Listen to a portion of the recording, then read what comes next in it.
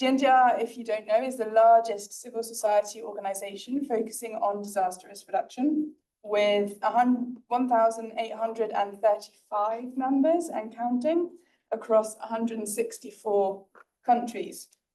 We have an incredible network of members from across the globe with a wealth of expertise and experience in risk reduction, and we'll be hearing from a few of them today. In the development of our current strategy, we asked our members to share the key policy messages that they really wanted championed, not just here at HLPF, but across the Agenda 2030 frameworks. The three kind of top most important messages from our members were the importance of risk-informed development, localization, the role of civil society, in convening this all-of-society approach that we aim to do. Within this, our members called on stakeholders here at HLPF to really champion a number of key call to action messages. So the first being listen to the community, so the importance of meaningfully listening to the community. Within that, taking that intergenerational approach, so listening to young people, listening to elders, making sure everyone has a voice at the table. The second is meaningfully engage civil society in the monitoring and implementation of the SDGs, investing at the local level, empowering women leaders at all levels, giving specific attention to support risk-informed development in fragile and conflict-affected states, which we've heard a lot about in the past 3 days here at HLPF, and integrate more broadly inclusion across all levels of decision-making. We're incredibly lucky to be joined today by a really exciting panel here. So 3 of our members, GNDR members, will be talking. Firstly, Jose from Honduras, but we also have our members, a member from Bangladesh and Kenya joining us online as well. We're also very lucky to be joined by a representative from the government of St. Lucia and GNDR, who I'll introduce shortly. We'll kick off with a bit of scene setting from Sandra Amlang, head of UNDRR's Interagency Cooperation Unit. We'll share a bit of an introduction and a tool that has been developed and is being shared. We will then hear from our voices on the front line, our GNDR members. So firstly, Jose Ramon Avila, who is the Executive Secretary for the Regional Consultation for Risk Management based in Honduras. Jose will be supported by Marcos, because Jose will be speaking in Spanish. And Marcus, our GNDR Executive Director, will have a dual hat and will be also translating for our non-Spanish speakers in the room. We will then head over to Mary Githomi, the country director for the International Aid Services Kenya, one of our very active GNDR members. And we will then hear from Tanjir Hussain, the Resilience Advisor for ActionAid International and co-chair of the Sendai Stakeholder Engagement Mechanism based in Bangladesh. We are then very lucky to hand over to our member state representative, Kimberly Louis, the Deputy Permanent Representative for St. Lucia to the United Nations. We're really very delighted to have you here. We will hopefully have time for some questions. We may not have time for some questions after our late start, but Marcus, our Executive Director, will then close with a few closing remarks and action points to take forward. We have asked our speakers to reflect on 6 key questions. So what are the challenges and opportunities to enhance and better implement anticipatory action at the local level? How can we achieve a shared understanding of the challenges, opportunities and solutions for food security impacted by hazards? What are the possible opportunities for localization of anticipatory action and the whole of society approach for risk reduction? We've also asked for some experience, some examples on how to best connect global, regional and local policies. And what are the key policy priorities needed to enhance preparedness and anticipatory action, with perhaps a focus on finances if you're brave enough to take it there. A small reminder to our speakers to please try and keep to the allocated time that you have. I'll give you a little wave or a nod or a nudge online if you're starting to go over. So without taking up any more space, I am going to hand over to Sandra from UNDR to kick us off. I'm going to show the slides for you.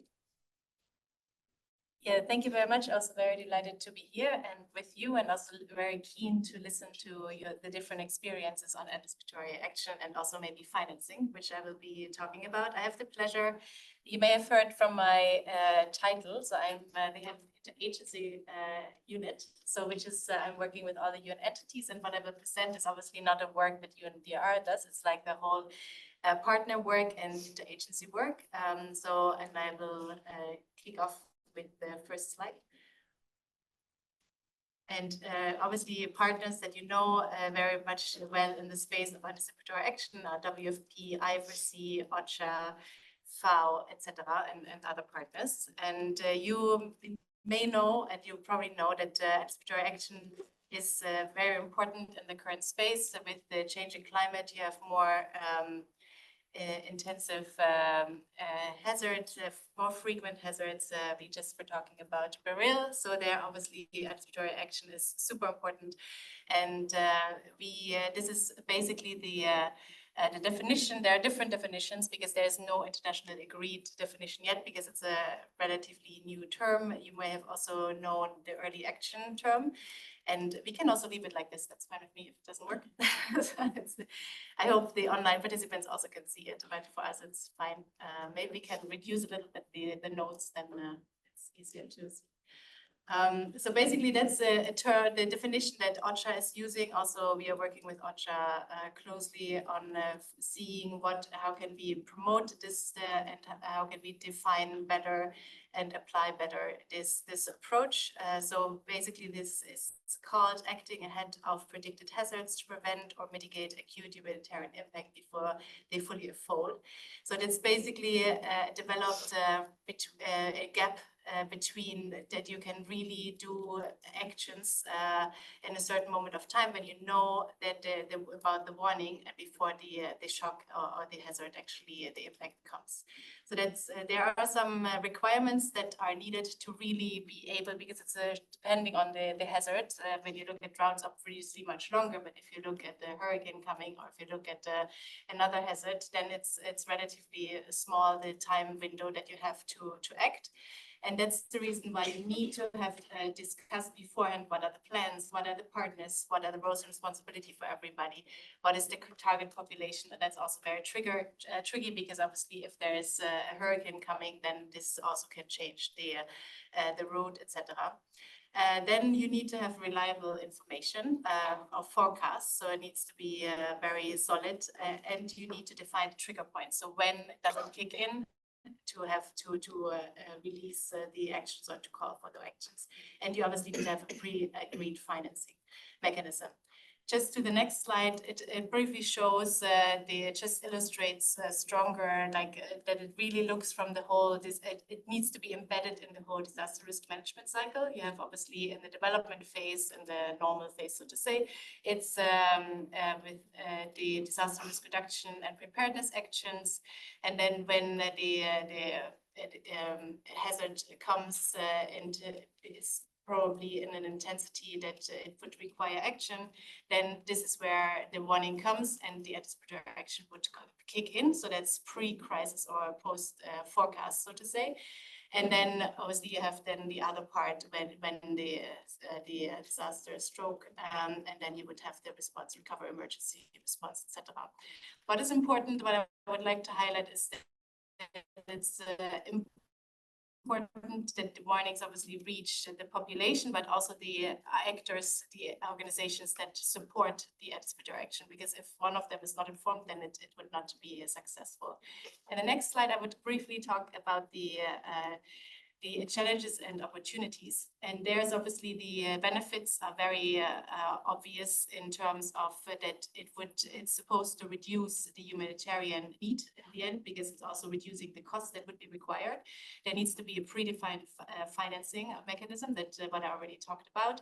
And then it's also, it's a very short period of time, but it can be very cost effective. It can save livelihoods, and also losses, obviously, that are could occur. So it's really a reduction of the impact in the end.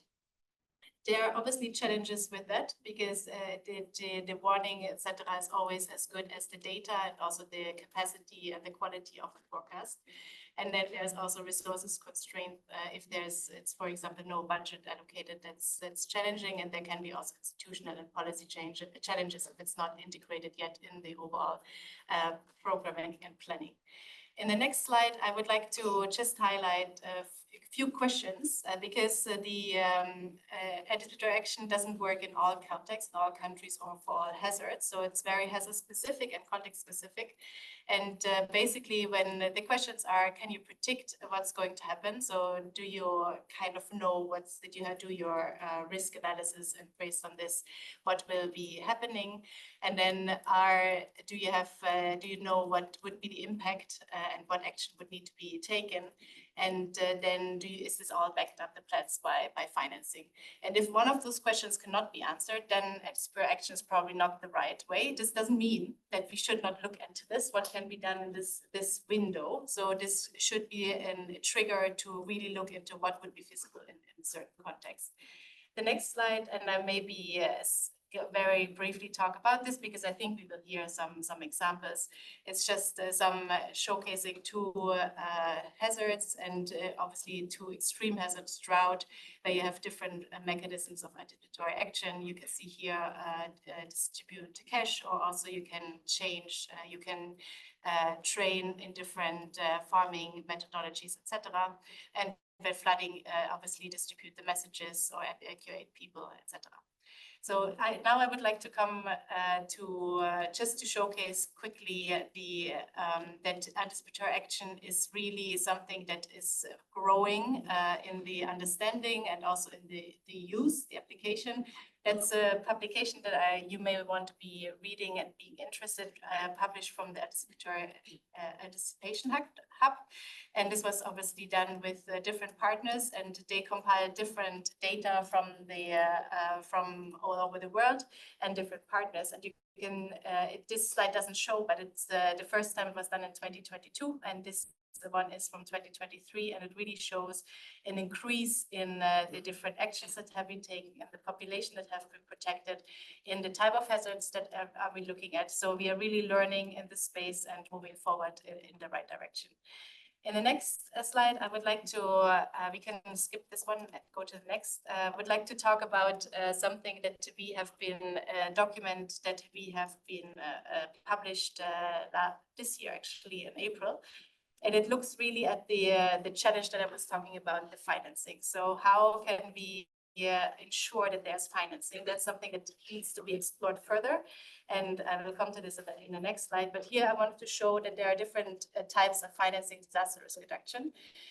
In the lower part, you see that the financing for disaster risk reduction applies like the whole cycle from development to humanitarian action. And then you have different entry points. You see that there are the reactive financing, the ones that come into place when the hazard or the disaster already occurred. But then you have also the pre-arranged financing that you see here that is triggered ahead of the shock, and anticipatory action financing is part of that one. This is where this would come in. And the next slide shows what are the mechanisms or the funding mechanisms that are used at the moment. So on the right-hand side, you see it's at the moment mainly financed through donor contingency funds, but we are exploring, or not the world is exploring at the moment also, what about insurances and government contingency budgets and reserve funds. So that's something that we would also like to look into this with several countries. So we're also piloting this approach in Guatemala, in Iraq, and also Niger. And so that's something that we would like to promote this approach and see what possibilities are there, because there's no international approach. And with this, I'm coming already to the next, to the last slide, which is the guide that I was talking about. So I really recommend to read this one, so Anticipatory Financing. It introduces first, like what is Anticipatory Action, and then also showcase the different funding mechanisms that are currently used, and how, I mean, in general terms, funding mechanisms, how anticipatory action is, financing is also can be leveraged through those. But I said already, it's important that there needs to be a systematic approach to identify anticipatory action and financing opportunities at the country. And that's, as I said, is very country specific. And two more points I want to highlight is that I mentioned already, it needs to be integrated in the full disaster risk management cycle. It cannot be a standalone activity. And then it's important to expand, obviously, to the right audience. So ministries of finance, for example, need to be in there, and other partners that you can see there. Thank you very much. Brilliant, thank you so much for sharing that with us. And I'm sure our members will be really interested to start looking at applying with that. So if it's okay with you, we'll share your slides and certainly share the tool as well across our community platform. Okay, brilliant. We'll hopefully have time for questions shortly, but I'm going to hand now straight over to Jose, our member from Honduras, to kick us off with a perspective from our members, so representing civil society. Bueno, muchas gracias, Becky. Buenos días a todas y a todos. Un gusto. Becky, I cannot.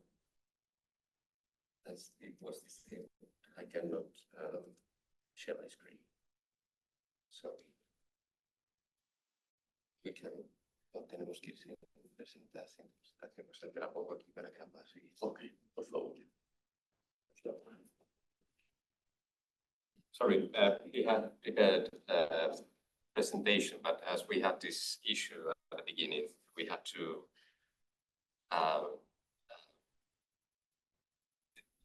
not to allow anybody to share their screen or whatever. So now I can share my screen. But yeah, please, and I will try to translate what Jose Ramon is going to present to us. Bear with me, I'm not a professional interpreter, but I will do my best. Bueno, buenos días a todas y a todos. Gracias por la invitación a este espacio. Good morning, everybody. Thank you for inviting me to this. Soy José Ramón Ávila, de Honduras. Estamos en la dirección de la Asociación de Organismos No Gubernamentales, pero también en la Secretaría Ejecutiva de la Concertación Regional para la Gestión de Riesgo, que agrupa los 5 países de Centroamérica. So I'm José Ramón. I'm from Honduras. I'm the managing director of the organizations of Association of NGOs in Honduras, but also the Secretary General of the Concentración, which is the federation or confederation of civil society organizations for disaster risk reduction in 5 countries in Central America. Esta organización aglutina a cerca de 25 organizaciones a nivel de la región. So this confederation embrace around 25 organizations in Central America.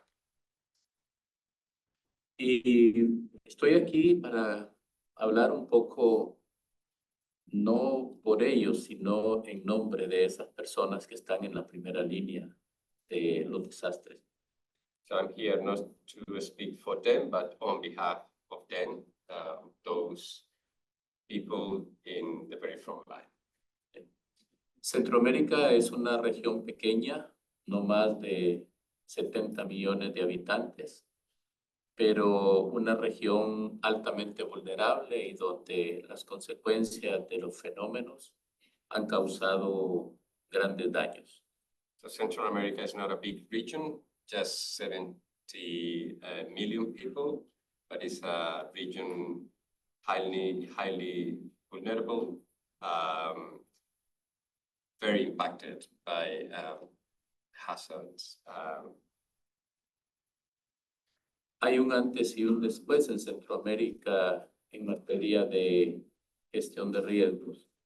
Antes del huracán Mitch y después en 1998 y después del huracán Mitch, donde la vulnerabilidad ha sido sumamente alta.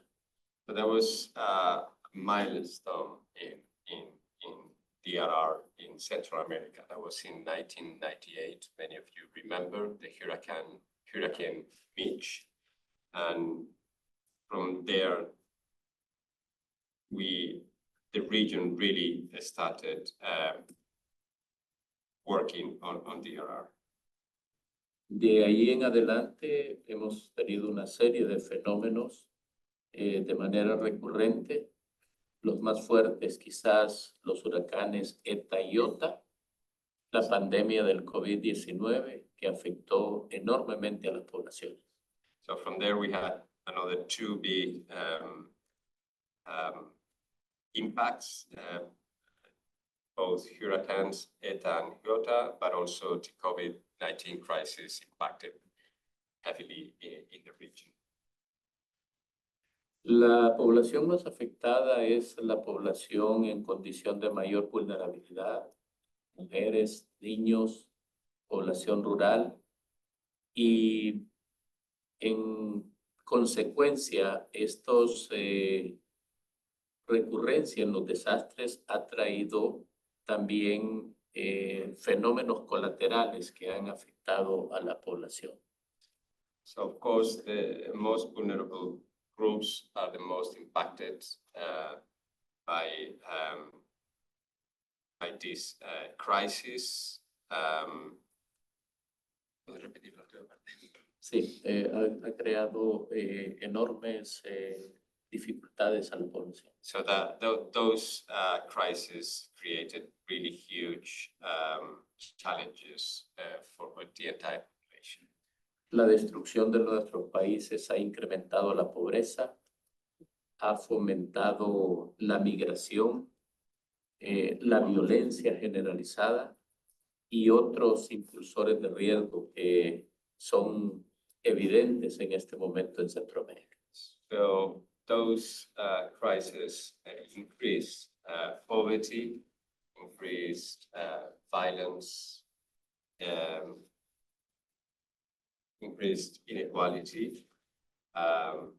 So these drivers of risk are increasing at the same time the risk for those populations. Sin embargo, estas situaciones de emergencia también han servido para una mejor organización de los estados y también una mayor organización de la sociedad civil. But at the same time, those crises generated a bigger, much better preparation from different governments levels, but also much more awareness for the population to prepare for this kind of crisis. Generó muchos aprendizajes y muchas herramientas para poder responder de manera más efectiva al problema de los desastres, no solamente naturales, de origen natural, sino también antrópico. So that created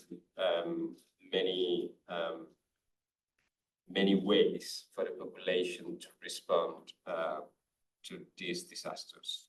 En ese marco, la acción anticipatoria ha sido esencial para reducir los riesgos y el impacto que puede provocar en las poblaciones de primera línea. That way, anticipatory action has been crucial to make sure that communities, people in the front line can reduce risk and protect lives and, of course, strengthen resilience in the communities. En ese esfuerzo entre las organizaciones como la CRGR y la GNDR, hemos tratado de garantizar una participación activa de las comunidades en su planificación, en su prevención, la preparación y en todo el ciclo de los desastres. In that sense, the Confederation and of course GNDR has been supporting communities in strengthening those capacities in preparing through anticipatory action to be ready for the next. Hemos podido crear estructuras, fortalecer las capacidades en la población, pero también promover la colaboración y la asociación. So we created anticipatory structures for the people,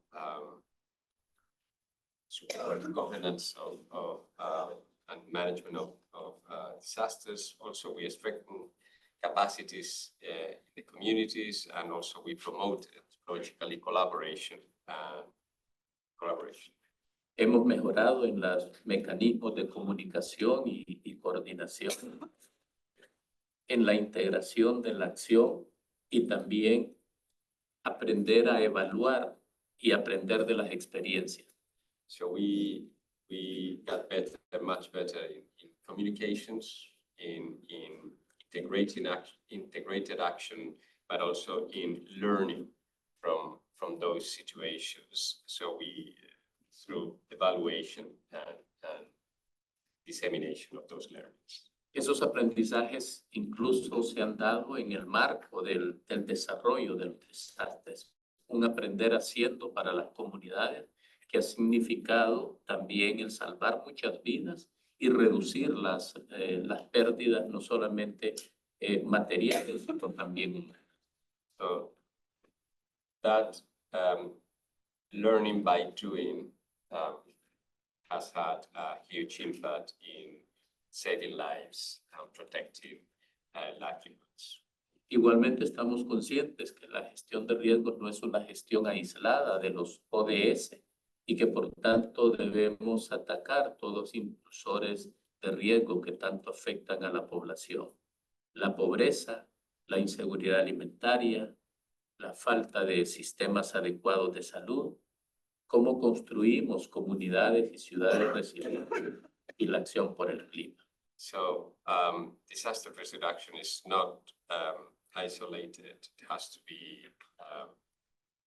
be integrated with those risk drivers, specifically SDG 1, like poverty or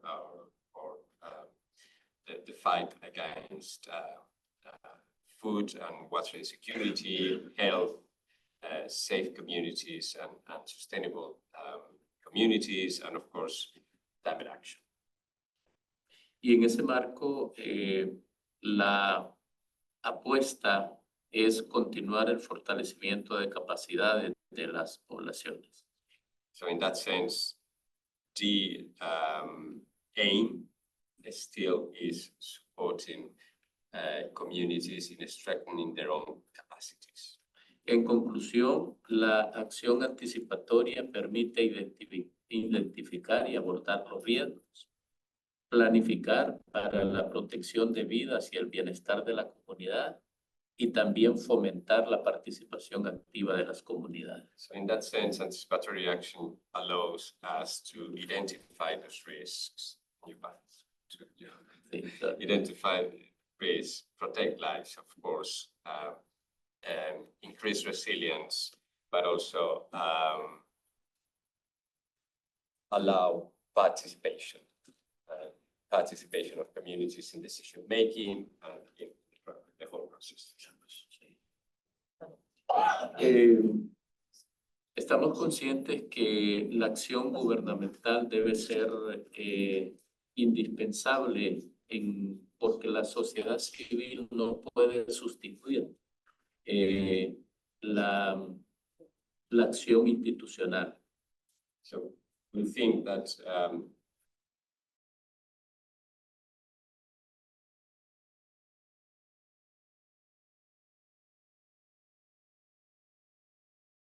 authorities. Por tanto, la planificación del desarrollo es una herramienta, la planificación conjunta es una herramienta para la toma de decisiones, pero también impulsar prácticas convencionales que generen nuevas dinámicas de trabajo. So that planning for development, it has to be that tool for a participatory decision making, making sure that that those processes are really more dynamic and efficient. Y por último, creemos que es importante evaluar las políticas públicas, fortalecer la institucionalidad, pero también romper los viejos paradigmas del desarrollo e involucrar más a la sociedad. So we do think that we need to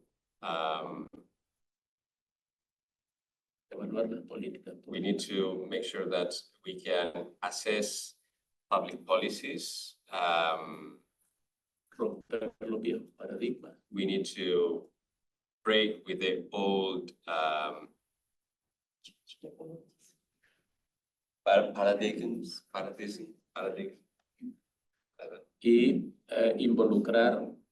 Y involucrar a las comunidades en el desarrollo. And involve communities in those development policies.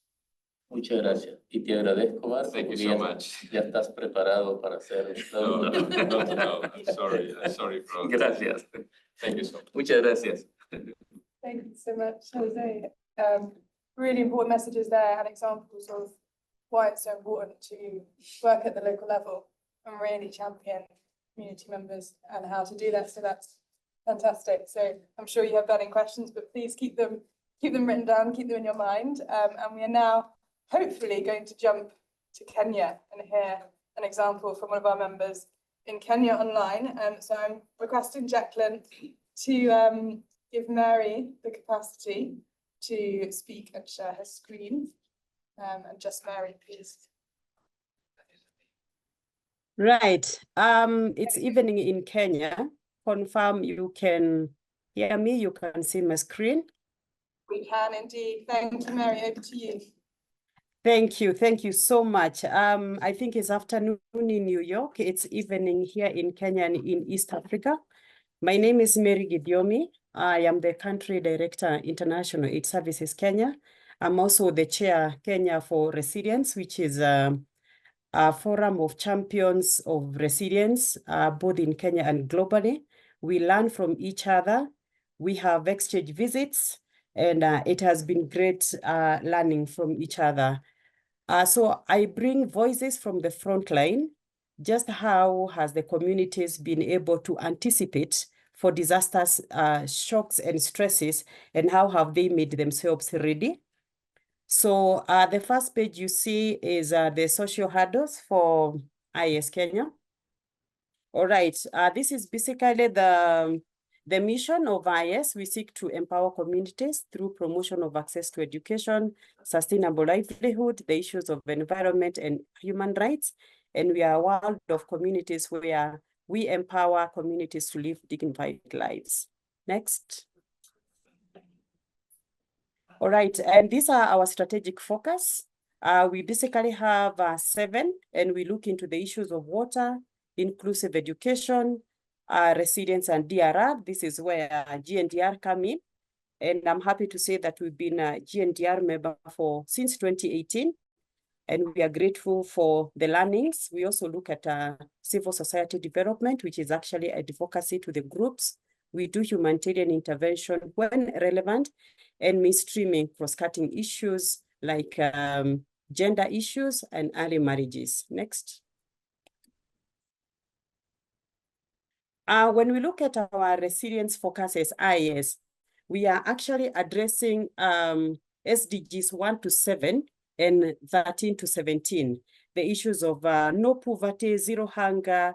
We make sure that they have good health, quality education, and we do this because we are committed to sustainable agriculture, and we've been able to implement robust strategies where we are able to combat drought and food insecurity, making sure that communities are food secure. Next slide. If you look at my screen, I have two photos. The first one shows crop failure, where communities, before we went to some of these communities, they were experiencing crop failure due to drought. And then when it rains, the farms are flooded. So they end up not harvesting anything, or they harvest very little. But especially when there is drought, most of the time they will plant and harvest nothing. They will plant again and harvest nothing. Next slide. For us to be able to do our work, we've been able to adopt what we call quadruple helix model. And this is where we have a government coming in, the government of Kenya, because of policy formulation and regulation. We also work with academic because of research. We embrace research in all what we do so that we can be able to handle resilience better.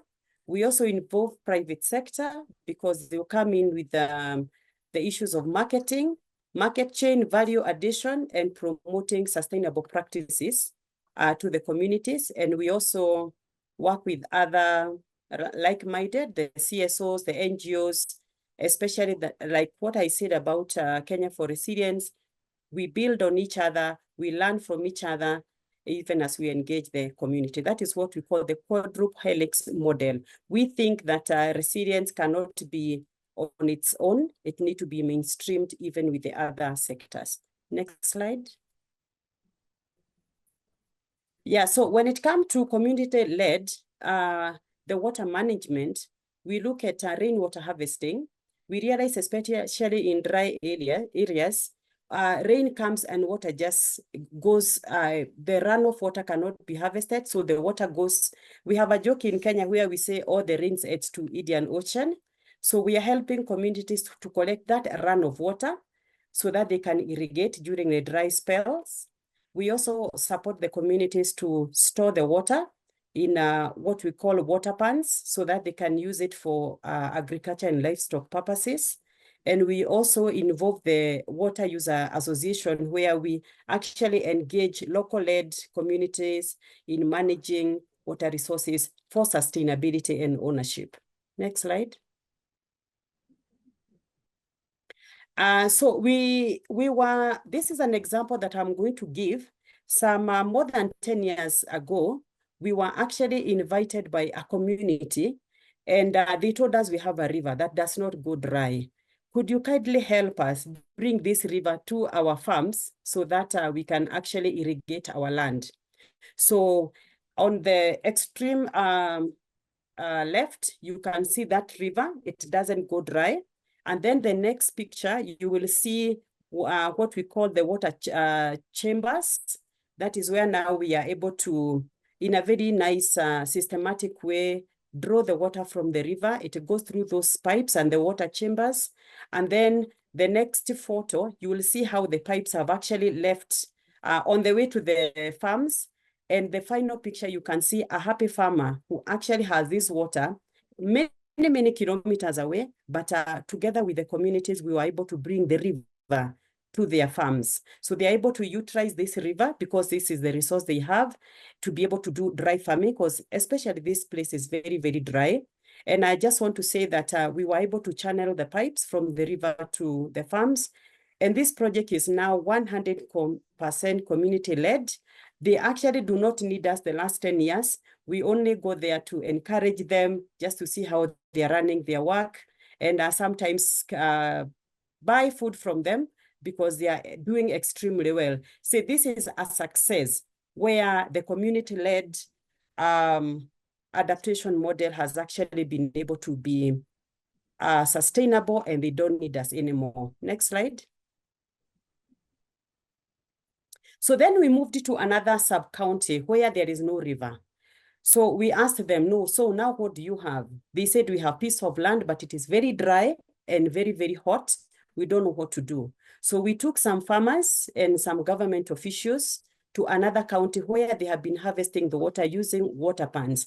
So if you see my photo A, is we brought a tractor to be able to excavate a piece of land which we are directed by the government because of the geography and the gravity of the place.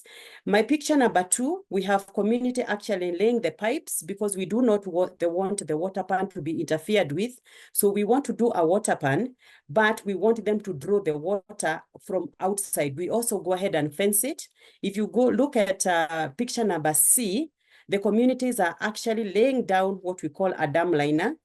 And picture number D, they're actually finishing laying the dam liner in the water pan. And finally, in picture number E, you can see that now the water pan is full. So if you move to the next slide, Jacqueline, you will see that when it comes to the construction, we don't do it alone. We support the communities in constructing the water storage. And the good thing is that they're able to use it for domestic. It also controls the soil erosion because then the water is not just running out all the way to Indian Ocean. We are able to harvest it. And they also use it for livestock and agriculture. Next slide. So here is this is now the final product of the resilience journey I've shown you from the excavation. You can see this madam, she's very happy. Her water pan is full and it's completely community-led. And so what we do, we encourage them to actually do their water pans, look for some money, excavate their water pans. Then we just come in with the dam liner. You can see the black plastic going around so that the water does not seep through. So we only provide the dam liner in some instances and a foot pump. But we also have community big water pans where we may not be able to, they are not household owned, but they are community, but mostly we use them for demonstration, just to show the community that if we harvest the water, we can be able to use it. So this particular one is for this lady. She was able to find some money. It was excavated. We brought the foot pump.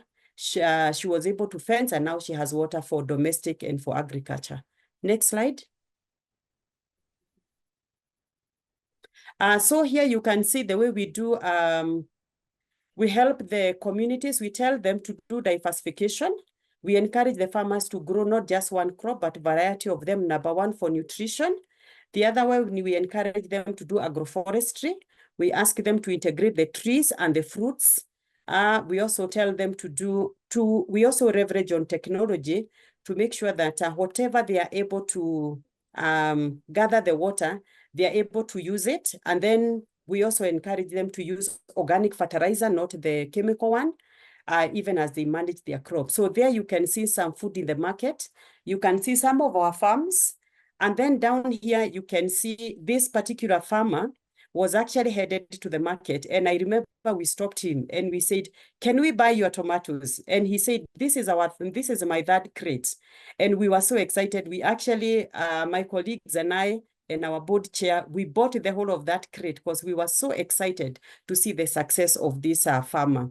So in the other picture, you can see the farmers are actually able to take the excess food after they have eaten with their families to the market. Next slide. Here we also, when it comes to dry land farming, because we work in very arid and semi-arid areas, we focus on dry land agriculture. And this, we've been able to help the communities transform these regions to actually be able to grow their food. So when you look at those pictures, you can see that we are encouraging them to grow different food so that they can eat. You can see we even have some chilies, which they can be able to sell, and some vegetables so that they can also increase their nutrition. Next slide. This is a very happy farmer. This, I can tell you, we did this, has supported this water pan last year. And when it got full, she was very excited, and she just sat next to her farm. We encourage intercropping, vertical gardening, because it saves a lot of water. We also use azai pits, which azai pit is actually a hole, which is usually 2 meters wide and deep, and even the width. And then we can be able to grow some vegetables. We also what we call sunken beds and raised beds. And as I said earlier, we encourage crop rotation to be able even to regenerate the soil, organic farming, and kitchen gardening. So this is what we call regenerative agriculture. And this is happening even as we talk. As I said, this photo was taken late last year. Next slide. Here is a video that Jacqueline will actually share the link on the chat so that people can be able to watch.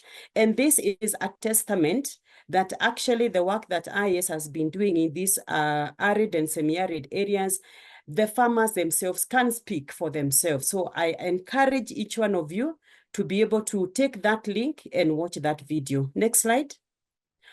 So here, I'm going now to the recommendations, and we are saying that with more funding, we can actually be able to support more farmers to be able to improve their livelihoods. We are welcoming partners to come and partner with us so that we can empower communities to be more resilient.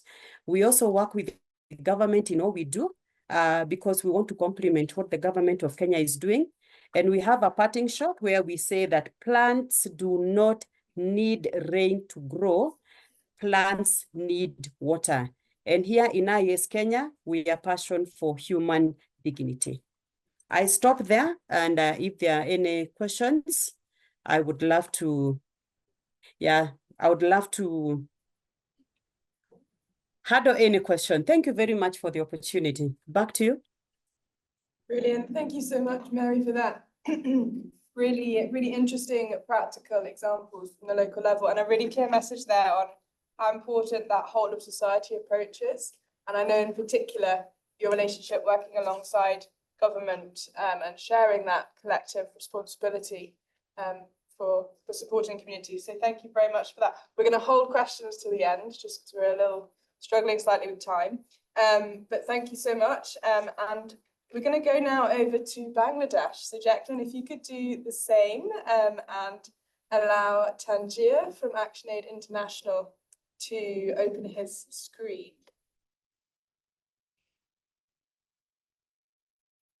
Hi, thanks, Becky. Thanks, everyone. Good to see you. I'm not going to make a presentation because it will take a long time. And I think a lot of the experience has been shared.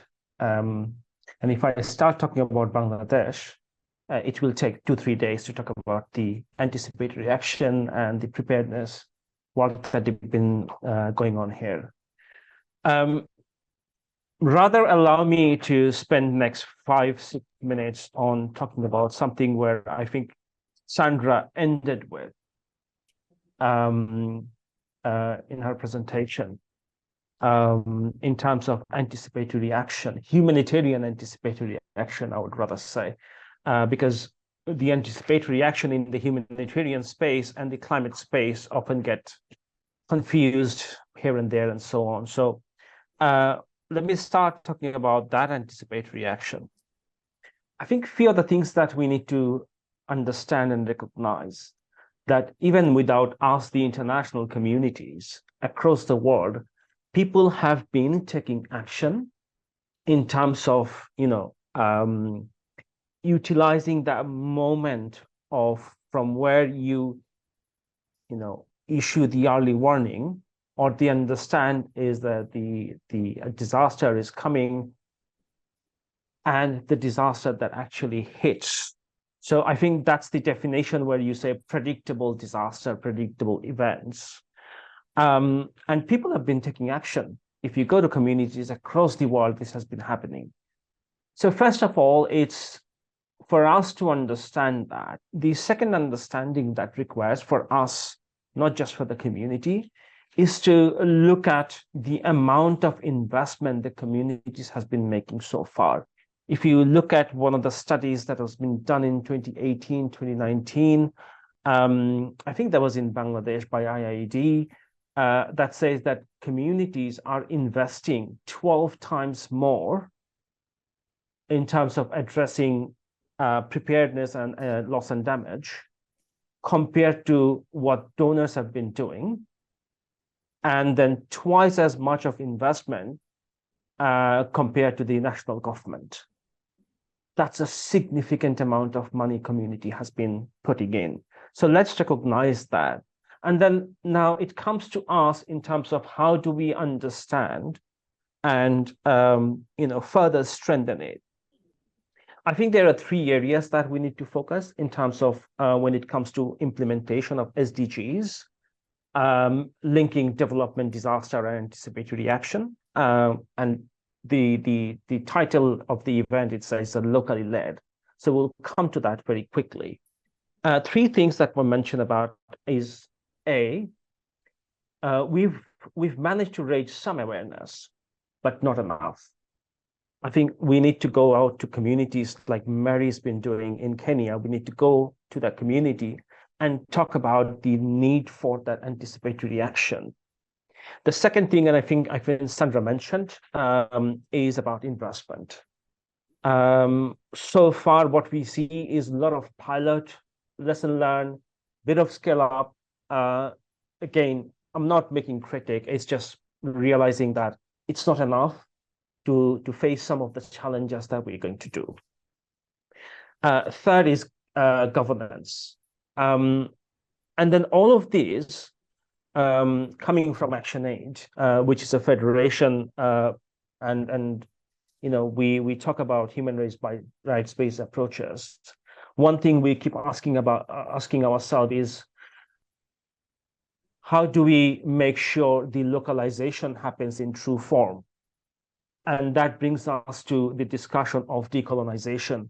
I'm not going to talk about a lot on decolonization, but what I'm trying to say, it's like this message has to go through, that unless we decolonize both the local governance system as well as the aid itself, whatever we are doing, it's still top down, locally led, or localization will not be achieved. And I think there was an effort a few years back where the stakeholders came together and tried to define what local means. Again, I don't want to spend time on that, but we need to have an agreed understanding in terms of what local means when it comes to anticipatory action, preparedness, responding to crisis, and so on and so forth. I can give you an example if you want, but again, looking at time. I think the second point, the other point I want to mention in terms of one of the guiding question you had was around struggles and challenges. What we are good at so far globally is addressing or implementing anticipatory action in the rural level. But we have not managed to fully understand what happens at the urban level, or those who are operating in conflict or fragility. Give you an example, the recent heat wave that is going on across the world. I'm not 100% how much early warning that some of the countries in the developed world, yes, in the developing or those who are from the LDCs, I don't think we have enough early warning or the strong early warning system to be able to talk about the heat waves and so on and so forth, right? How do we get there? Because a lot of people in those LDC countries, I mean, where I come from, it's 22 million people in Dhaka city alone, right? And we have 5 cities like that. Massive population. How do we deal with? We know what's going to happen, at least some to up to a level, but how do we prepare community? It's a tough task in hand, and goes back to both investment as well as governance. The other thing is about conflict. Now, interestingly, I think earlier this year when we were having the GNDR annual conference in Kenya, we talked about conflict early warning and the effort that is going on in the Western Africa. It's fantastic. How do we have communities engaged in local system that provides early warning to conflict, and up to a level also talks about displacement. How one community can tell the others, look, this is what's happening in the other community. Be prepared to receive people who are coming because of the conflict, right? How do we scale that up? Because we see that is increasing every year, if not every month, right? I think one of the things that we've not talked about is how the transboundary cooperation, that is one of the key elements in the Sendai framework that can support some of these action from local to regional level and then connect to global level. Again, looking at time, I have three kind of points, last point that for kind of advocacy messaging. One is that the way we see SDG implementation, the element of peace is coming stronger every day. And that's why you see the Summit of the Future, one of the opening chapter is about peace building. And how do we see anticipatory action as a peace building tool in the community? Again, listening to Mary, what she said was an example, a fantastic example of building community cohesion. That is more of climate anticipatory action linking to adaptation. But maybe those are some of the investment we need to look at. The second is how do we strengthen the connectivity between humanitarian anticipatory action and climate anticipatory action, and of course, the whole idea of nexus programming, where humanitarian climate conflict development comes together in terms of having an understanding of vulnerability better, because the understanding is changing a lot in recent days.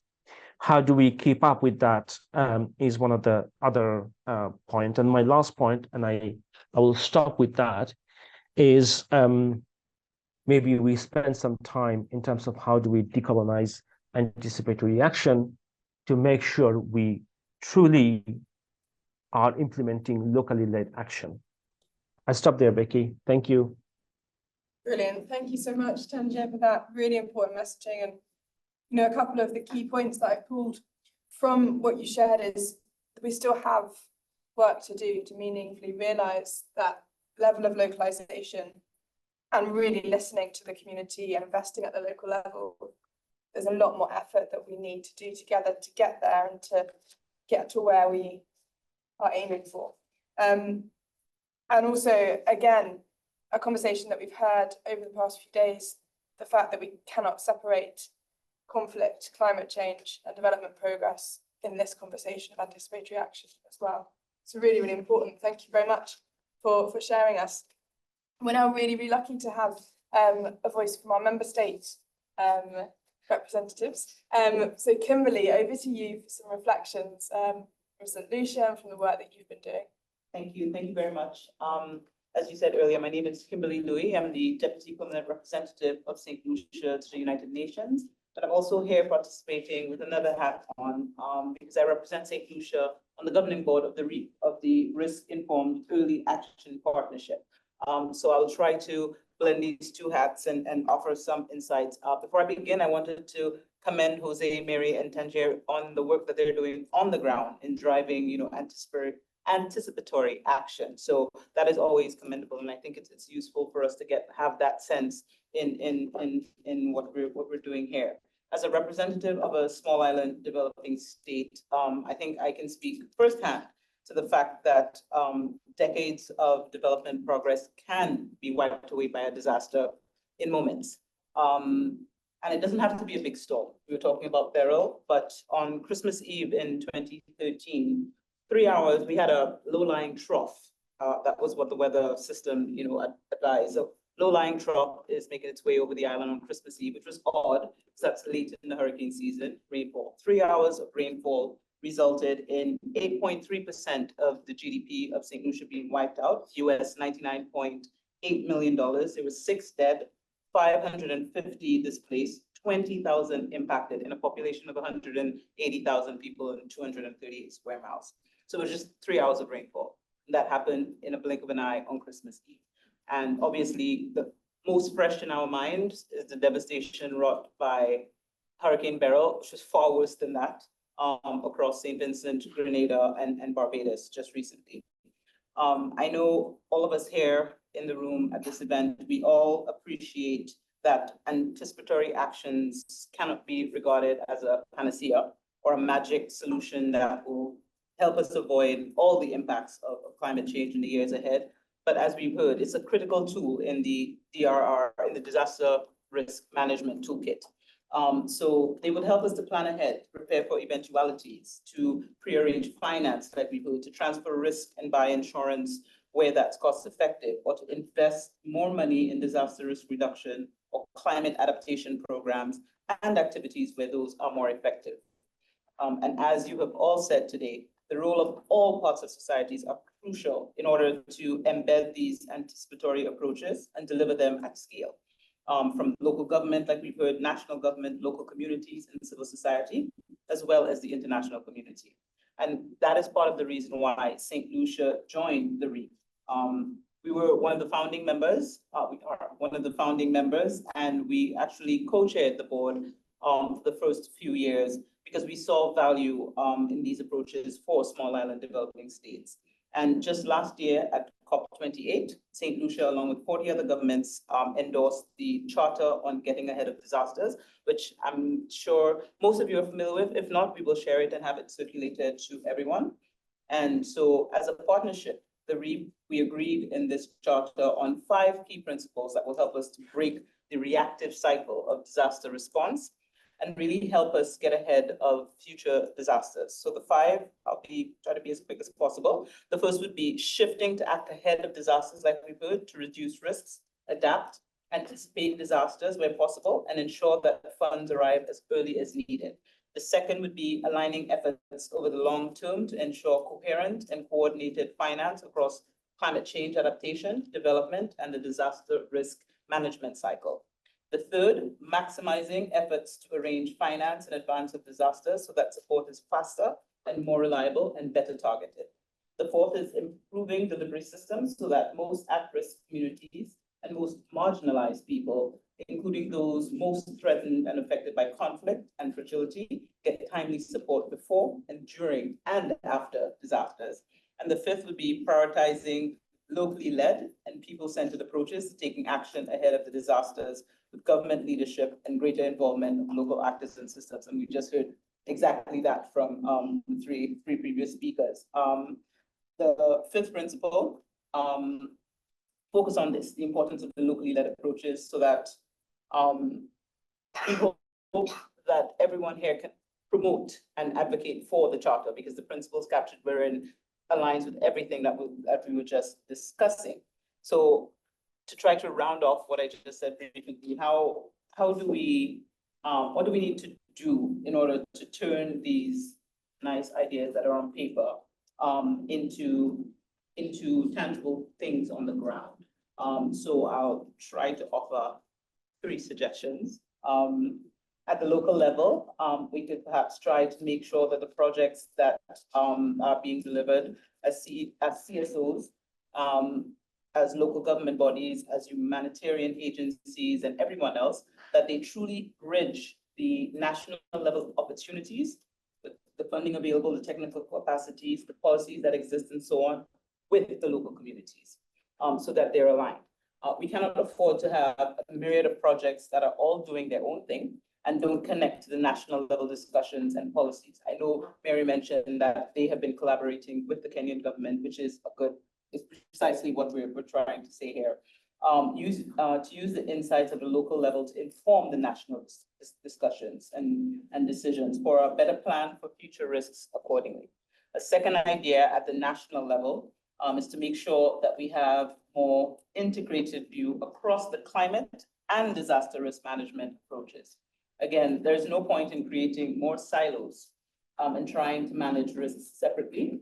So through the REAP, we have seen in some contexts that there are multiple different early warning systems all in operation simultaneously, meaning that all of them need to be maintained and communities educated, in terms of how to take action, it seems like an obvious thing, right? That it would be so much simpler if we work together to design and manage integrated policies, plans, legal frameworks, programs, and projects, and move away from the siloed thinking and from the short-term project funding that isn't sustainable and doesn't link to the longer-term capacity plans, because we know what's happening now with the climate change. We understand, again, back to Beryl. Beryl was a very early storm and of an intensity that we've never seen before. So we understand that we're not going to catch a break. So I think it'll be useful for us to plan smart and not work too hard, but plan smart so that we don't have to work too hard in the event of a major disaster. And the third and final thought is that at the international level, delivering a whole of society approach, like we've been saying, is hard at the local level, let alone at the global level. But warnings simply don't translate into meaningful, early, and anticipatory actions unless all of the right stakeholders are involved in the decision-making process. Not least the local communities themselves, everybody. I think that's the only way we can capture a most effective and take in the whole of society approach, which is why the REAP also continue to promote the joined up approaches and to ensure that the UN SG's early warnings for all initiative involves voices from civil society and local actors, and not only UN agencies. In fact, the Secretariat recently published a report on the role of the state of non-actors within early warning and early action. And that's another thing I could share so we can take a read at that. And I'm very mindful of time, so I will pull up right here. Thank you very much. Brilliant. Thank you so much, Kimberly. And yes, we will circulate the charter as well. So really important charter on getting ahead of disasters and some really practical ways of thinking about that and collaborating and making sure that this whole of society approach is really happening in practice. So it's really, really important. Thank you so much. So keeping an eye on time, I am so sorry, but we do not have time for our Q&A session. And sincere apologies again for our security breach. We've got 5 minutes left. What I will ask is if Jacqueline, if you could share my email address with our online participants, they can channel any questions they would like to me, and I'll do my best to support and answer. And our final comments are over to our Executive Director, Marcus, to just close the session and to share some of the most important things you heard this afternoon. Thank you, and thank you all speakers, panelists for all your contributions. Thank you, Tanjir and Mary from Bangladesh and Kenya. Very quickly, it is really a pity we don't have more time. We need to leave the room, and honestly, it is always so good to listen to our colleagues online, our members from all over the world. I saw that at some point we're about 30 people, so this is always so good to reconnect with each other. Anyway, I think I'm saying this because I heard from you guys, but also in daily basis that push for anticipatory action is coming from the ground. And we had great examples from Jose Ramon, we had great examples from Mary, and of course Tanjir was so polite, but I'm pretty sure he's got so many. But all of you, we all know that, and that's why the whole of society approach was mentioned by all the panelists. And I just wanted to make sure, I did find very interesting, Kimberly, when you pointed out those 3 levels, the community level, the national level, and the international level, and how in all of them, the whole of society approach has to be a reality, and that synergy has to happen.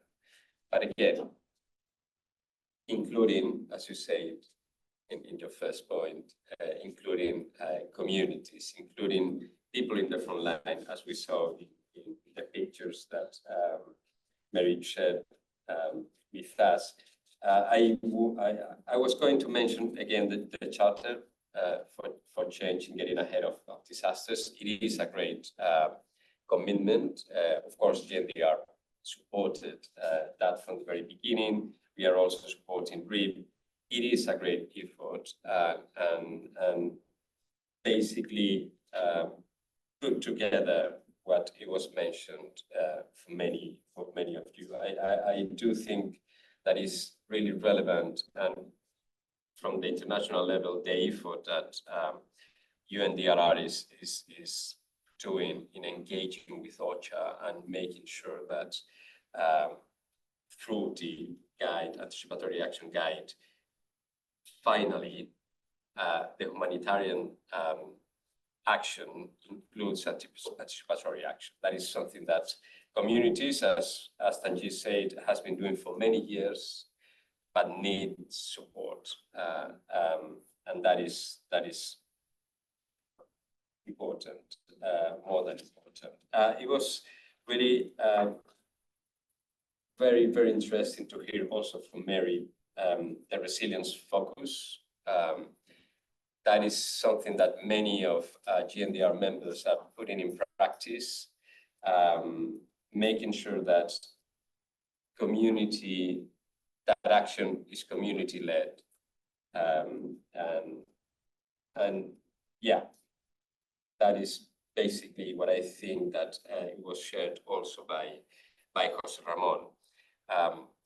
It is really incredible, and I think it was a great example how communities not just take the lead in implementing local-led solutions, but also through the concertación, for example, are able to engage with local authorities, national authorities, to make sure that that is integrated in policies, and that is just second point. So that was basically what it was really very interesting to see.